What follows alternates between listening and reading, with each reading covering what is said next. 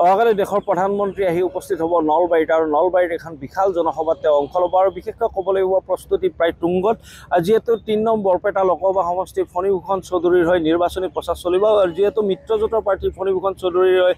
নলবাৰীতে কালি ৰণসংখ্যা বজাব বুলি ক'ব লাগিব নিৰ্বাচনী আৰু যিহেতু তৃতীয় পৰ্যায়ৰ নিৰ্বাচনীৰ তেওঁ এই ইতিমধ্যে যি প্ৰচাৰত নামি পৰিছে আৰু বিশেষকৈ ক'ব লাগিব প্ৰধানমন্ত্ৰীগৰাকী আহি কাইলৈ ৰাতিপুৱা 10:30 বজাত নলবাৰী এই যি বৰকুৰাস্থিত 31 নং ৰাষ্ট্ৰীয় ঘাইপথৰ ওচৰত যি বৰকুৰাস্থিত যি পথাৰত ইতিমধ্যে জনসভাৰ আয়োজন কৰিছে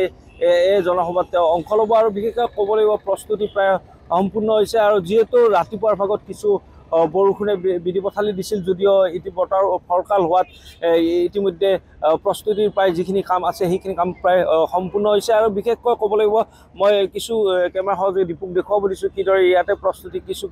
ডাঙৰ ডাঙৰ হোৰ্ডিং লগাই থকা হৈছে মোদীজীৰ আৰু বিশেষকৈ ক'ব লাগিব ইয়াতে যি প্ৰস্তুতি প্ৰায় তুংগত আনহাতে এটা কথা ক'ব লাগিব যে নিৰাপত্তাৰ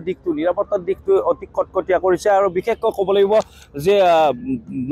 যিহেতু নলবাৰীৰ পৰা অহা প্ৰতিটো ৰাজপথতে ইতিমধ্যে নিৰাপত্তাৰ দিশটোৰ তেওঁলোকে অধিক কটকটীয়া কৰিছে আৰু বিশেষকৈ প্ৰতিটো ৰাজপথৰে প্ৰায় 2 লক্ষাধিক জনসাধাৰণৰ বাৰু 2 লক্ষাধিক জনসাধাৰণৰ যি অহাৰ যান বাহনসমূহ তেওঁলোকে ৰখাৰ কাৰণে ব্যৱস্থা কৰিছে আৰু বিশেষকৈ ক'ব লাগিব আৰক্ষীৰ ফালৰ পৰা তেওঁলোকে প্ৰতিটো ৰাজপথতে তেওঁলোকে নিৰাপত্তা দিয়াৰ ব্যৱস্থা দেখিবলৈ পোৱা গৈছে আৰু বিশেষকৈ ক'ব লাগিব যিহেতু মোদীজীৰ আগমনক লৈ যি খেলপথাৰ বা ইয়াতে যি 2 লক্ষ জনসাধাৰণৰ কোনো অসুবিধাত নপৰে তাৰ বাবে তেওঁলোকে ব্যৱস্থা গ্ৰহণ কৰিছে আৰু বিশেষকৈ ক'ব লাগিব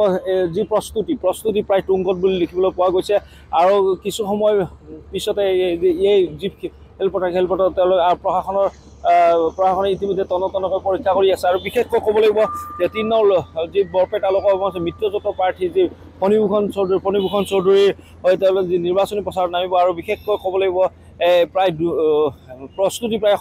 তুংগত আৰু বিশেষকৈ ক'ব লাগিব মোদীৰ আগমনক লৈ ইয়াৰ যি দলীয় কাৰ্যকৰ্তা আছে তেওঁলোকৰ উৎসাহ দুগুণ দেখিবলৈ পোৱা গৈছে আৰু বিশেষকৈ ক'ব লাগিব যে নলবাৰীত মোদীৰ আগমনক লৈ যি প্ৰস্তুতি প্ৰায় তুংগত দেখিবলৈ পোৱা গৈছে।